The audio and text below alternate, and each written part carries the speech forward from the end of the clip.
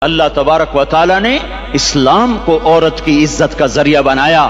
یہ عورت کی عزت نہیں ہے کہ گھنگرو باندھ کر وہ سٹیج پر اس کی چھنکار پہاڑوں کو بھی چھلنی کر رہی ہو اور ایمان کے بھی جنازے اٹھ رہے ہوں۔ کیا ظلم و ستم ہے، جو امت حیا پھیلانے آئی تھی وہی بے حیائی کے اڈے چلانے بیٹھ گئی۔ جس امت نے پاکیزگی کو وجود دینا تھا وہی گٹر کے بیوپاری بن گئے۔ جو سچ کو بیچنے آئے تھے وہی جھوٹ کے ایجنسی ہولڈر بن گئے۔ جو عدل کا نظام قائم کرنے آئے تھے وہی ظالم بھیڑیے بن کے بیٹھ گئے۔ جبھی تو اللہ نے قیامت کا دن رکھا ہے۔ مظلوم کی ہائے سے بچو، شاید آج طاقت کے نشے میں تجھے کسی ماں کا آنسو ٹپکتا ہوا نظر نہ آئے، شاید کسی بوڑھے باپ کی فریاد تیرے در تک نہ پہنچے، شاید کسی معصوم بچے کا